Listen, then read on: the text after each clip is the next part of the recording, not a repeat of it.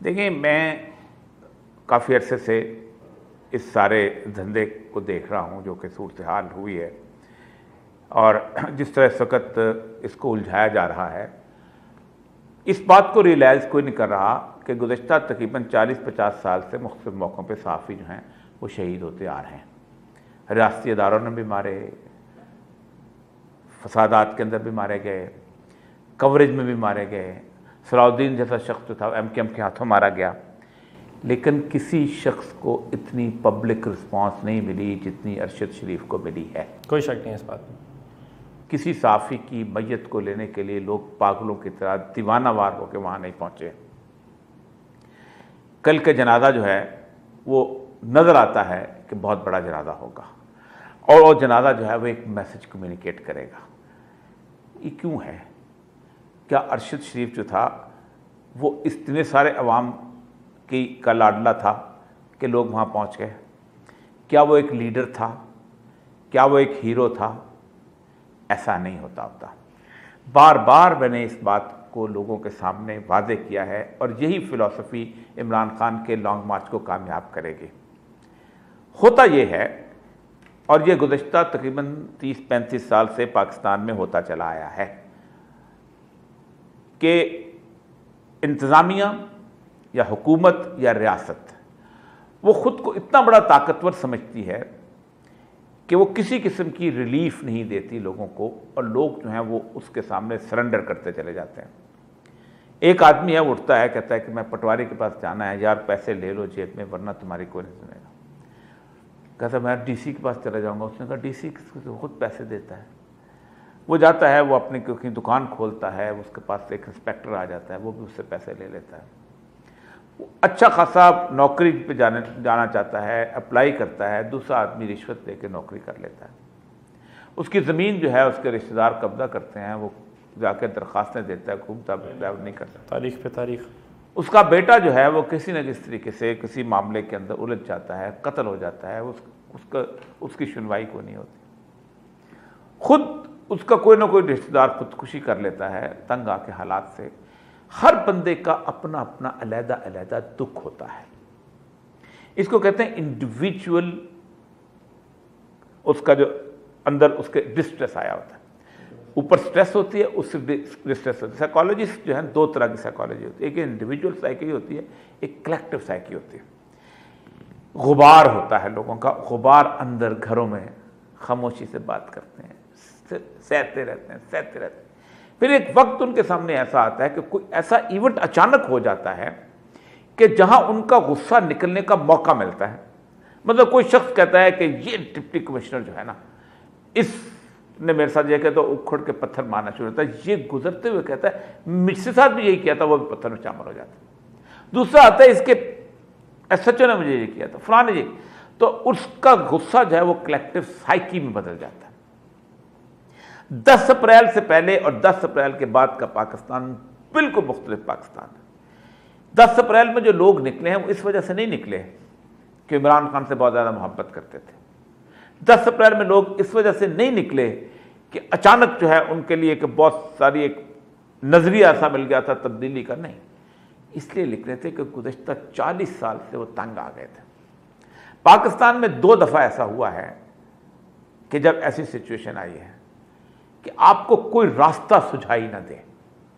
यानी ये इस वक्त हालत यह है कि अगर पाकिस्तान में कोई एक शख्स का मुखालिफ एक अदारा हो जाए, बड़े अदारों में से, खा वो सियासतदानों में से हो, खा वो जुडिशरी में से हो, खा वो एस्टैब्लिशमेंट में से हो, तो उसको अंदाज़ा हो जाएगा कि मुझे कहीं से इंसाफ नहीं मिलेगा। अगर उसकी पैंट उतारनी है किसी ने जाके, उसके रास्ते में उसको जाके नंगा करके उसको तशद्दुद करना है, उसको ना अदलिया देगी, इंसाफ देगी, ना कोई सियासतदान उसकी सुनेगा, ना वो इस्टेब्लिशमेंट उसके से कहेगी कि नहीं इसके लिए ऐसा ना करो। ये होता है जब इंसाफ के और रिलीफ के रास्ते बंद हो जाते हैं। ऐसे में इस्टेब्लिशमेंट इतनी ज़्यादा गुरूर में आ जाती है कि इस बुनियाद पर लोगों को जिस्मानी तशद्दुद करती है कि उसके खिलाफ गुफ्तगू करते हैं। गुफ्तगू जुर्म हो जाती है। 26 मार्च 1971 में सिर्फ गुफ्तगू करता था बंगाली कि हम कहां जाएं। हमने 163 में से 100 सीटें 161 सीट जीत ली हैं। जनरल न्याजी हमसे नाराज हो जाए तो ना हमें अदलिया में कोई कहता है, ना हमें सियासतदानों में कोई कहता है, ना हमें इंसानियत में कहता है, तो फिर होता क्या है? फिर आप हार जाते हैं, फिर एस्टेब्लिशमेंट हारा करती है। उसकी एक वजह है, एस्टेब्लिशमेंट इतनी सी होती है किसी भी दुनिया के अंदर, एस्टेब्लिशमेंट का एक खौफ होता है, एस्टेब्लिशमेंट के खौफ पे सब कुछ चलता है। खौफ जब उतर जाए तो 4 फुट का नौजवान हो या 6.5 फुट का, मुकाबले में इसको मक्खियां लगती हैं। ऐसे ही मैं 1000 दफा गिना है।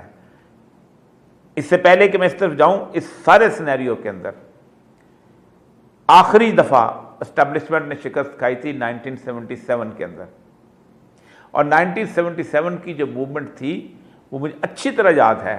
ये 9 अप्रैल को पंजाब में जब वो हुआ था, वो सारे का सारा हंगामा, मैं उस हंगामे में मौजूद था, और उसमें मुझे याद अच्छे था कि आसमा जहांगीर का वालिद और अकबर बुगटी दोनों हाई कोर्ट में आए थे, और वो लोगों ने उनसे कहा बोलो, तो उन्होंने कहा कि नहीं बोले थे, चले गए थे। और फिर लोगों ने कहा था ये कैसे लीडर हैं, तो लोगों ने खुद लड़ाई शुरू कर दी थी। उस दिन जब लोगों ने लाशें उठाई थी, सोहेल शामी की लाश उठी थी, मुझे याद अच्छी तरह, और भी लोगों की लाश उठी थी, तो अगले दिन जुलूस निकला था। तो पीपल्स पार्टी ने एस्टेब्लिशमेंट के कहने के ऊपर एक हरकत की थी कि रतन सेनमा से ऊपर खड़े होकर कुछ लोगों को अपने को जुलूस से फायर करने के लिए कहा था। जब जुलूस से फायर आया था तो नीचे से लोग गोलियों की बौछार में ऊपर गए थे, और उन्होंने ऊपर से जो फायर करने वाले थे उनको मार के नीचे फेंक दिया था। ये खौफ उतरा था लोगों का, और मैं उस जुलूस में भी शामिल था कि जिस जुलूस के अंदर मुस्लिम मस्जिद के सामने पाकिस्तान की फ़ौज आ गई थी, 3 शहरों में मार्शल लग गया था, और लोग सीना तान कैसे खोल के जाते थे, कहते गोली चलाओ, लेकिन उनकी गोली चलाने की हिम्मत नहीं होती थी। ढाका बिल्कुल और चीज़ था। वहाँ से आप यहाँ आ गए थे, आप अपने घरों में पहुँच गए थे। यहाँ से कहाँ जाएंगे? अपने चकवाल वापस जाना है, अपने जेल में वापस जाना है, अपने कोहाट वापस जाना है। इसलिए इस लॉन्ग मार्च के अंदर बहुत कुछ हो सकता है। 3-4 चीज़ें जो कि लॉन्ग मार्च के बाद से, पहली बात यह है कि इस वक्त सबसे बैकफुट पे इस वक्त हुकूमत है, इमरान रियाज की, उसकी वजह से, अरशद शरीफ की वजह से। अरशद शरीफ का केस जूं परतें खुलेंगी, आपको पूरी की पूरी कीनिया की तारीख खोलनी पड़ेगी। कीनिया में एक शख्स होते थे हमीद असगर कुदवाई, ये मेहरान गेट स्कैंडल के ख़ास आदमी थे। इन्होंने बेनज़ीर की वो टेप जो थी वो मीर अफजल के हाथों नवाज शरीफ का पहुँचाई थी, और फिर नवाज शरीफ साहब ने इनको खसूसी मेहरबानी और इनायात के साथ इन्होंने कीनिया में एम्बेसडर लगाया था, और ये लॉन्गेस्ट एम्बेसडर रहे हैं वहाँ पर। पाकिस्तान में जो शख्स थोड़ा बहुत फैक्ट्री बंद करता था वो कीनिया में जाता था, उसमें बड़े बड़े एलिट्स की फैक्ट्रियाँ। कीनिया एक हब है, 4-5 हब हैं जो इंटेलिजेंस एजेंसीज के होते हैं, जिनमें एक नेपाल है, एक बैंकॉक है, एक साउथ अफ्रीका है, कीनिया है, ये पूरे जो इस तरह के एक हब है। ये हब हमारे सियासतदानों का भी है, ये हब मर्सनरीज का भी है। ये जब परतें खुलती चली जाएंगी तो मैं आपको बताऊं, अभी भी लोग जो हैं पाकिस्तान में ऐसे हैं कि जहाँ भी प्रॉपर्टी का कारोबार करते हैं और कीनिया में भी करते हैं, साइमल्टेनियसली करते हैं, जो कि वहाँ भी मौजूद हैं। यहाँ बेशुमार पाकिस्तानी हैं जो जापान में बैठे हुए हैं, वहाँ से गाड़ियाँ खरीदते हैं और कीनिया में जाकर भेजते हैं। अजीब गरीब लिंकेज बना। It's not only in Kenya, ये माल्टा में बैठे हुए हैं, हंगरी में बैठे हुए हैं, साउथ अफ्रीका भरा हुआ है, आप जहाँ चाहें जहाँ पना ले लेते हैं, क्योंकि वो क्राइम की सेंट्रल लोकेशन बन जाती है। ये जब परतें खुलेंगी तो बहुत हैरान कन होंगे।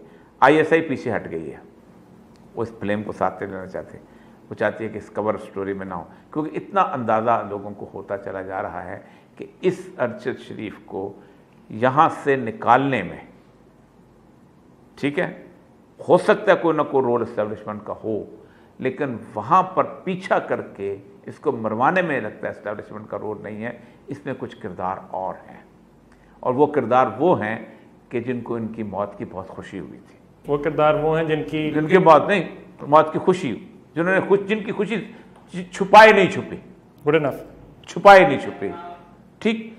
अब सूरत हाल यह है कि अब आ जाते हैं इस सिनेरियो के अंदर। कल राइपन सूरत हाल होगी, बहुत बड़ा जनाजा होगा।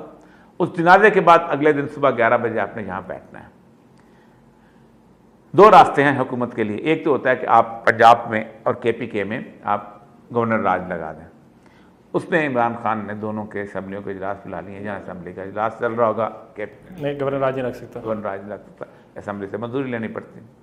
दूसरी बात यह है कि पंजाब की जो टोटल पुलिस आपके पास मौजूद है 1,80,000 90,000, उसमें से कोई नहीं जाएगा, कोई कहेंगे हमारे यहाँ तो धरना चल रहा है, हम तुम्हें कैसे दें इस्लामाबाद को पुलिस। KPK वाले कहेंगे हमारे यहाँ धरना चल रहा है, हम तुम्हें कैसे दे देंगे। सिंध की पुलिस जब वहाँ आएगी, सिंध की पुलिस का खर्चा कौन उठाएगा, रखेगा कौन, रखेगा। फिर सबसे बड़ी बात है कि पुलिस जो है वो उसको जब तक अपने इलाके के टैक्टिक्स का ना पता हो, जगह का ना पता हो, ये ना पता हो कि कौन कैसे आता है, किस तरह से आता है, किस तरह की सूरत हाल है, बिहेव कैसे करता है पुलिस। तो कोई अब तो जानबूझ के बंदों को ऐसे भेजते होते थे कि जिनको पता होता है कि यार ये बंदा किस किस्म का, ताकि वो उसको डील करे। नो हाँ होनी चाहिए इलाके की सारी। रेंजर्स 1,50,000 में से 35,000 वो भी आप कैसे आप कर सकते हैं। तो इस वक्त सबसे ज़्यादा मुश्किल में जो है वो राना सनाउल्लाह है। अगर इस्लामाबाद को कॉर्डन ऑफ कर लिया जाता है और फिर उसके अंदर जा के आप जलसे करते हैं, जुलूस करते हैं और कॉर्डन ऑफ है इस्लामाबाद, तो आपने तो एक किस्म स्टैंड स्टिल कर दिया। और दुनिया में आपको पता है 90% जंगें जो हैं वो सीज से जीती गई हैं, मैदान में नहीं जीती गई। बिल्कुल ऐसे ही सीज होता था और सीज में तो जंग जीत गई। अब मसला यह है कि इसमें एक चीज़ होता है कि आप कहते हैं कि इस्टेब्लिशमेंट आ जाएगी या फलां आ जाएगी, ये भी हो सकता है। कोशिश ये भी की जा सकती है कि उसको खूनी कराया जाए ताकि किसी के हाथ में कुछ ना हो। लेकिन इतना अंदाज़ा होता है कि कल के बाद जो जनाजा है, उस जनाजे के बाद पाकिस्तान की तारीख जो है बदल रही है।